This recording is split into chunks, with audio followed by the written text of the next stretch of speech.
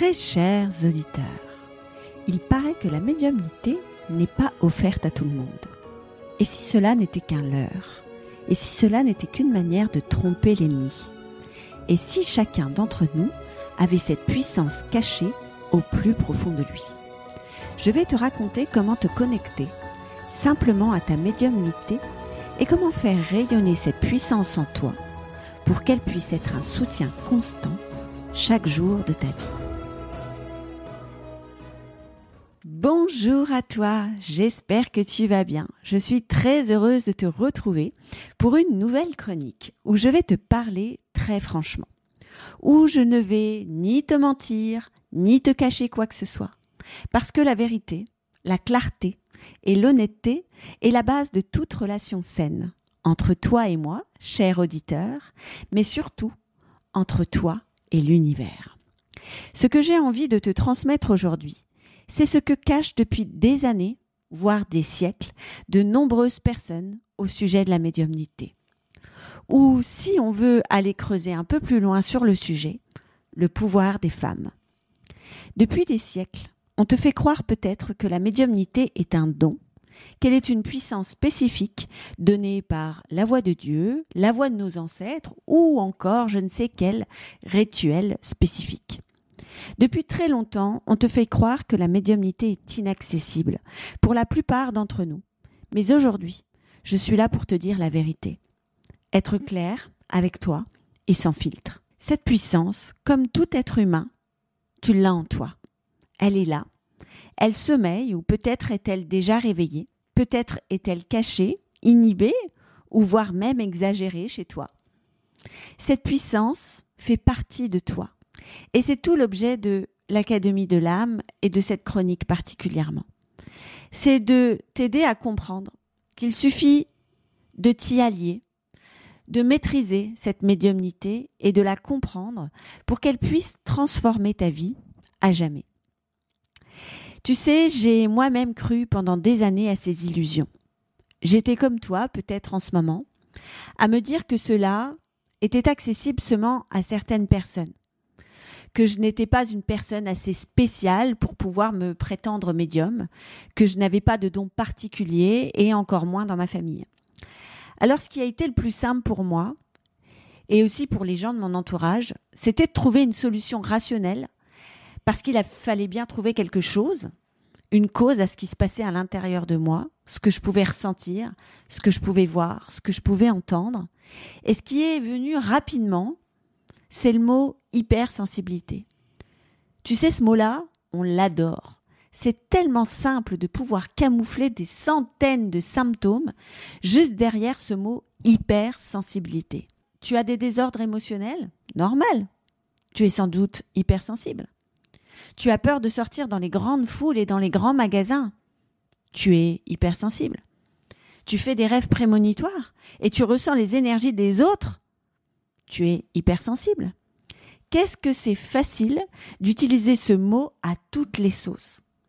Alors pour moi, ça a été, comme tout le monde, hyper simple à utiliser. Et ce que je ressentais, ce que je voyais, ce que j'entendais, c'était lié à mon hypersensibilité.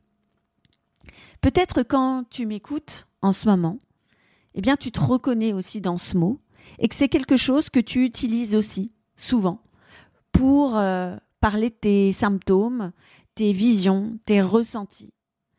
Mais crois-moi, ce mot est tellement général qu'il est temps d'aller chercher en toi et dans tes profondeurs qui tu es vraiment pour comprendre réellement ce qui se passe à l'intérieur de toi. Plus tu affineras ce mot, plus tu comprendras davantage et plus tu accéderas donc à ton pouvoir et à ta puissance si particulière. Alors je ne dis pas que ce mot hypersensibilité est un leurre, parce qu'être hypersensible, c'est déjà comprendre ce qui se passe à l'intérieur de nous. Mais selon moi, c'est un mot qui est ultra généraliste et qui cache toute ta spécificité, tout ce qui se passe pour toi à l'intérieur. Et plus tu vas aller plonger dans ce mot et aller voir les couches, les sous-couches de ce qui se passe à l'intérieur de ce mot, plus tu comprendras finalement ton lien avec toi-même, avec ton invisibilité, mais aussi l'invisibilité de l'univers. Et cette puissance qu'on appelle la médiumnité, elle fait partie de chacun de nous, elle fait partie de toi, et sache que personne n'a la même finalement. Pourquoi ? Parce qu'elle est en résonance avec tout ce que nous avons vécu dans cette vie, mais aussi dans celle qui précède celle que nous sommes en train de vivre en ce moment. Cette médiumnité, cette capacité de te connecter à ton invisibilité, mais aussi l'invisibilité de l'univers, elle est en résonance avec tes expériences, avec ta famille, avec tes schémas, ton karma. Et tout ça fait partie de ta puissance unique. En allant t'y connecter, grâce à la médiumnité, tu pourras affirmer ton pouvoir. Et de là, simplement, tu retrouveras la confiance en toi, la foi en la vie, l'amour de toi et des autres, en dehors de tout jugement.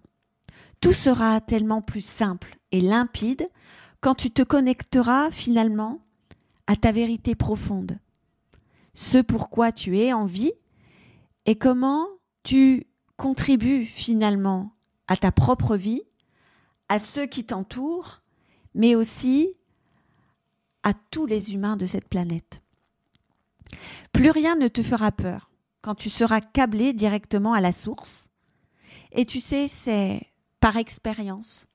C'est tellement bon de savoir ce que notre âme est venue chercher ici. Comment avancer et pourquoi finalement tu es là, comment contribuer à ce monde, comment contribuer à ton bonheur, à celui des autres, qui en a finalement tant besoin. Ça paraît tellement spirituel, mon message, quand je te parle. Peut-être que tu es en train de te dire « Ouah, Betty, tu pars dans des sphères transcendantales et peut-être que tu es en train de te perdre. » Mais non, c'est très ancré ce que je te dis. Parce que c'est tellement puissant, c'est tellement juste quand tu te connectes à ça. Et quand on parle de connexion, on ne parle pas forcément que de connexion à l'univers. Quand je parle de connexion, je te parle de la connexion qui est liée à la fois à la Terre et à l'univers. Quand tu te câbles aux deux endroits en même temps, c'est là vraiment que tu te comprends en tant qu'humain et ce pourquoi tu es en vie et ce que tu es venu faire ici, en fait. Et ça, tu y as accès finalement par la médiumnité. Cette puissance qu'on a tous en nous, cette connexion à l'invisible, qu'on a voulu pendant des années camoufler ou te faire croire qu'elle appartenait à des gens qui étaient issus d'une certaine élite. Mais non, elle est juste là, enfouie, et c'est une manière finalement de rentrer en résonance. Alors oui, évidemment, ça demande une certaine gymnastique, un certain entraînement, parce que finalement, cette médiumnité, c'est juste un accès à certaines ondes cérébrales. C'est en passant par l'équilibre de ton mental, par l'équilibre de tes émotions, par le lâcher-prise, par l'accès à une certaine forme de sérénité en toi, que tu accéderas à l'invisible. Et ça, par des techniques simples de relaxation, de respiration, mais aussi un travail profond sur toi, parce qu'effectivement, aujourd'hui, ce manque de lâcher-prise qu'on peut avoir, ce stress, cette anxiété qui assez symptomatique, j'ai envie de dire, de notre monde occidental. C'est un monde dans lequel on vit, mais c'est un leurre aussi de croire que c'est une fatalité. On peut vivre dans ce monde tout en étant serein, tout en étant calme, et aussi avoir ces moments de quiétude qui nous proposent de nous connecter à notre invisibilité et au monde invisible. Alors, je ne suis pas en train de te dire que il n'y a pas des moments où je ne suis pas speed et je vis à 100 à l'heure. Ça serait encore une fois un leurre de te dire ça, parce que j'ai une vie d'humaine, je suis maman, je suis entrepreneur, et j'ai aussi un yang qui m'aide à avancer, qui m'aide à atteindre certains objectifs, à entreprendre des challenges dans ma vie, que ça soit des challenges de maman, de femme ou d'entrepreneur. Mais c'est encore une fois cet équilibre de yin et de yang. Et c'est autorisé à aller voyager un coup dans l'un et un coup dans l'autre, pour finalement avoir cet équilibre. Parce que les personnes qui sont trop dans le yin, c'est-à-dire tout le temps en mode connexion à l'invisible, toujours en mode méditation, alors c'est complètement OK si tu choisis d'avoir cette vie-là, mais moi aujourd'hui je parle particulièrement aux femmes qui ont envie d'avoir aussi une vie terrienne, c'est-à-dire vivre leur vie avec leurs enfants, avec leurs amis, de faire vivre leur entreprise. Et en étant toujours dans le yin, c'est compliqué justement d'atteindre des objectifs, de relever des challenges. Mais par contre, quand tu voyages dans ton yang, ça, justement, c'est plus l'énergie pour ça.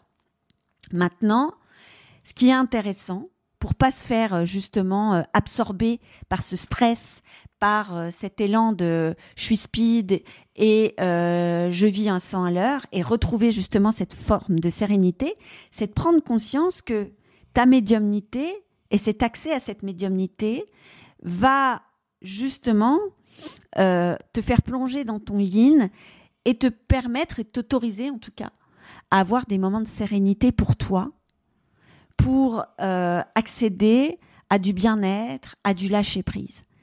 Et ça, c'est important. Parce que vivre à 100 à l'heure, c'est d'abord se faire mal corporellement. En fait, quand on est toujours dans des excès de cortisol, eh bien, on fait mal à ses reins. On crame son corps, en fait. On use notre énergie physique, notre énergie vitale. Et puis, au niveau émotionnel, eh bien, on peut être dans nos peurs, on peut être dans la colère, parce qu'on est toujours dans cette vie qui est à 100 à l'heure, et on ne s'autorise pas à être dans le bien-être et avoir des moments pour nous. Et ça, eh bien, c'est pas la fatalité, encore une fois, mais ça te demande de t'autoriser à ne plus être cette femme qui travaille tout le temps, qui est toujours présente pour ses enfants, pour son mari. Ça te demande d'être cette femme qui s'autorise à un moment de sa journée à prendre du temps pour elle.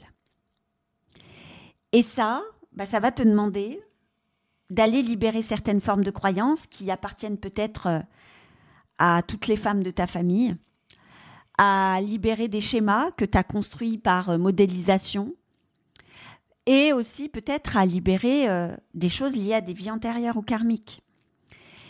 Et c'est pour ça que accéder à sa médiumnité, c'est non seulement apprendre des techniques simples pour être relâché, être détendu, mais c'est aussi travailler sur soi en profondeur, parce que tu as beau mettre des techniques en place, si derrière il y a des peurs, il y a des croyances limitantes ou des liens transgés, ça va te limiter en fait dans ce lâcher-prise et cet accès à cette sérénité et à cette part d'invisibilité qui fait partie de toi. Et dans toutes les personnes que j'ai accompagnées, je pourrais t'en raconter des centaines d'histoires, j'ai vu beaucoup de femmes se transformer en se connectant simplement à cette puissance intérieure et évidemment en travaillant sur elles et en s'autorisant à prendre ce temps pour elles et en travaillant sur leurs croyances limitantes, sur leurs schémas destructeurs. Certaines ont pardonné des choses qu'elles traînaient depuis des années, certaines se sont libérées et d'autres se sont mises à rayonner et à inspirer le monde, tout ça parce qu'elles ont osé un jour se dire que peut-être elles aussi, elles avaient accès à cette part de médium, à cette part d'elles qui leur permettrait de grandir, d'être la femme qu'elles étaient venues incarner ici. Et que cette capacité, finalement, faisait partie d'elles, simplement, depuis toujours, et que c'était un chemin extraordinaire d'accès à leur véritable essence. Et ça, c'est tout le processus de luminescence des lumineuses, ces femmes qui réapprennent à se connecter à leur corps, à leurs blessures, à leur histoire, et donc à leur invisibilité. C'est pas toujours facile.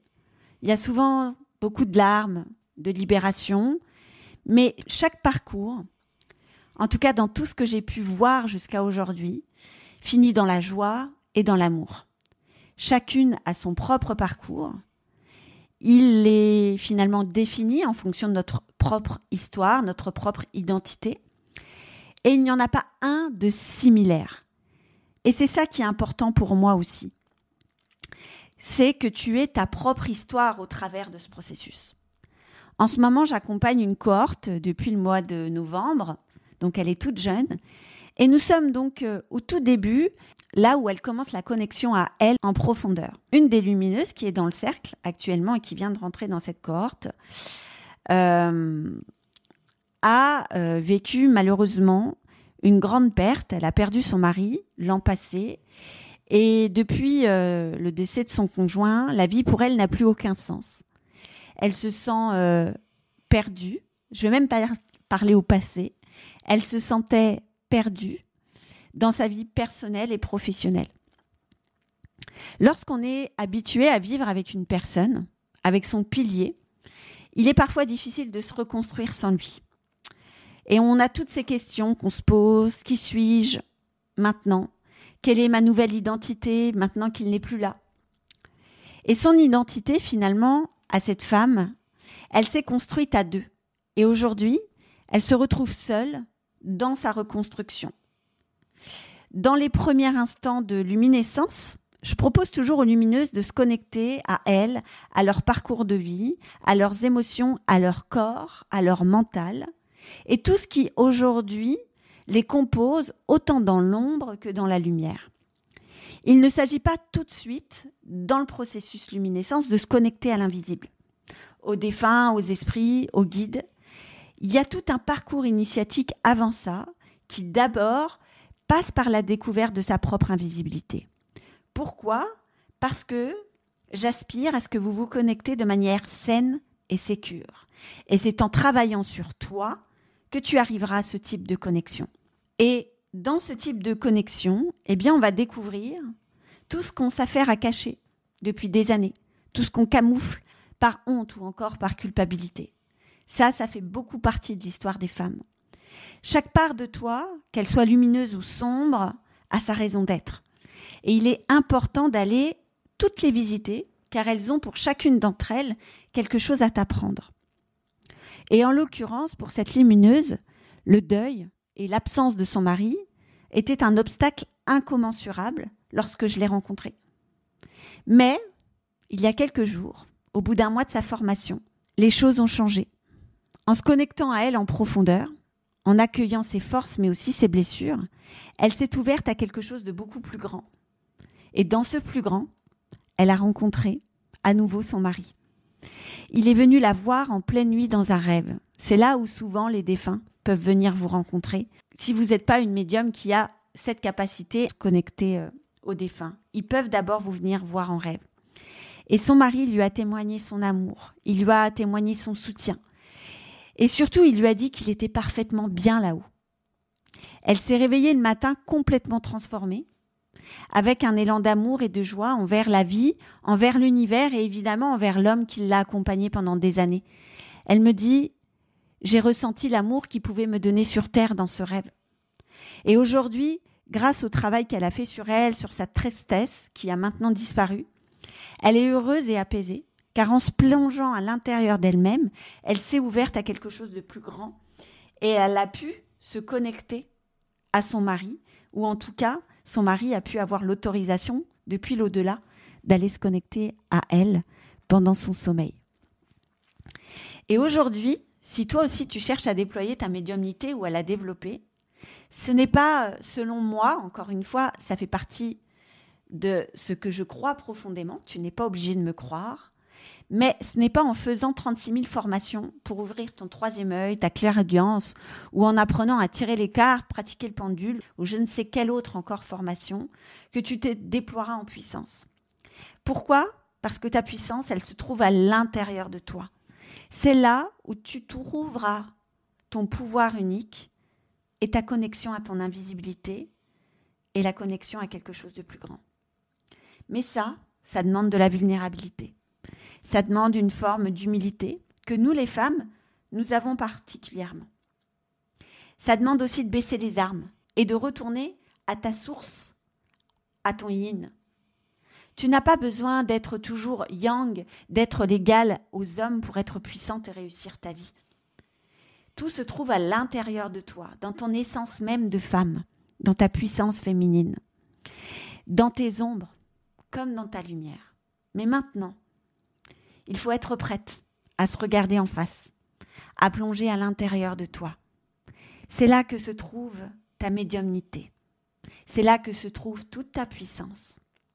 Et crois-moi, quand j'observe du haut de mon parcours, qui est loin d'être terminé, je te l'assure, et celui des lumineuses, je te dis que le fait de te connecter à toi en profondeur, eh bien que ce jeu-là, il en vaut la chandelle. Alors, est-ce que tu te sens prête à te connecter à ta médiumnité et à ton pouvoir unique maintenant ? J'espère que cette chronique t'a plu et qu'elle t'a permis de prendre de la hauteur sur la médiumnité et la capacité que nous avons toutes en nous d'accéder à la vie qui nous correspond pleinement.